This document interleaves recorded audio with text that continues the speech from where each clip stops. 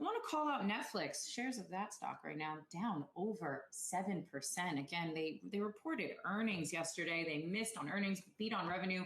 And global net paid subscribers, they added over 10 million subs last quarter. That, again, was versus 8 million as expected. But they gave a pretty dismal outlook for its subscriber growth, less than half of the number that is expected. They gave a new subscriber guidance of 2.5 million versus just under 7 million expected that they had last year. And Ted Sarandos, of course, named its co-CEO. So that seems to strengthen their Hollywood ties. But for more on this and their earnings report, we're joined now by Santosh Rao, Head of Research at Manhattan Ventures Partner. Santosh, thanks so much for joining us today. On the earnings front, I mean, pretty okay report, yet we're seeing Netflix down up over 7%. I mean, is it solely because of that weak guidance that we're seeing on future subscriber numbers? Absolutely. Netflix trades on subscriber numbers. I mean, if you look at the quarter, on balance, it was not a bad quarter. It was fine. Things are moving in the right direction. There was a lot of subscribers pulled in from the future quarters. So I think all that was going on.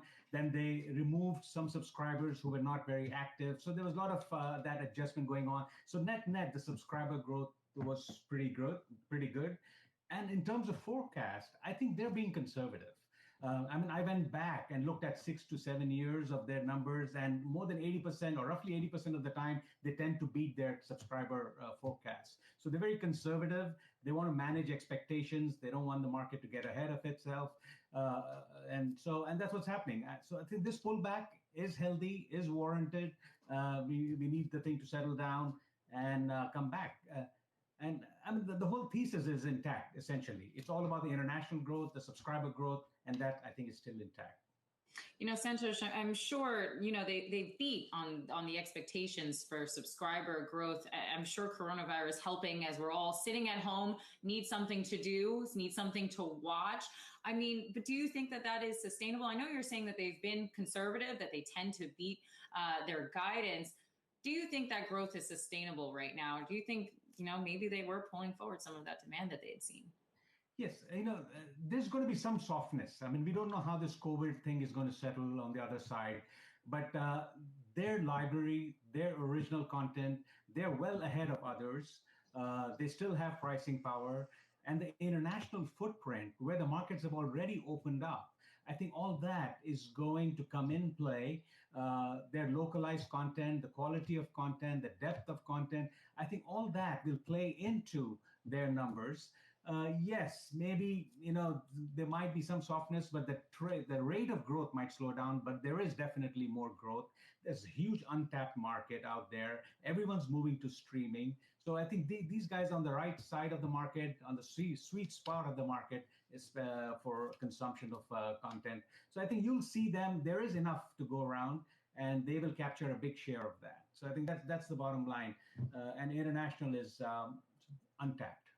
So I'm really glad that you mentioned content and their offerings, because I couldn't help but thinking that with coronavirus continuing on, that perhaps we're not seeing those shows and those movies being filmed right now for next year. I mean, what do you anticipate in terms of those offerings, those releases? Do you expect or do you anticipate perhaps next year we'll be seeing delays?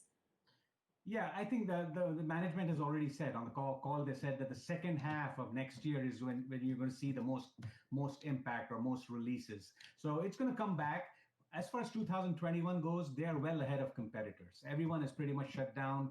They were well ahead in terms of completing a lot of shows, and they have it in their library. So they're well ahead of that, and so they can capitalize on that. But next year, the second half is when you're going to see everything come into play, and they will really capitalize on that. And the stock should trade on that. But it's really not a 1 quarter, 2 quarter story. You really have to look long term. And the whole secular trend is towards streaming. And these guys are in the right spot. One last quick one for you here. I feel like we always refer to Netflix as a tech company. We now have Ted Sarandos as a co-CEO. You know, Netflix said Reed was, of course, a visionary, but Ted is the future.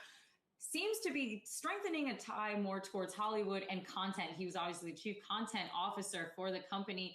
So do you think they're still a tech stock, or do you think that they're more transitioning into a Hollywood powerhouse? Well, being a tech analyst, and we follow all the tech industry very closely, there are two tech companies. They're tech-enabled companies and they're pure technology companies, like you have the software companies. So these are tech-enabled companies, and they're very much, and nothing happens without tech these days. And these guys they have leveraged that very well. So it is a tech company that leverages content from Hollywood and everywhere and brings it to you very well, very efficiently. All right, there you go. Netflix is still a tech company. Santosh Rao, Absolutely. head of research at Manhattan Venture Partners. Thanks for joining us today. Thanks for having me.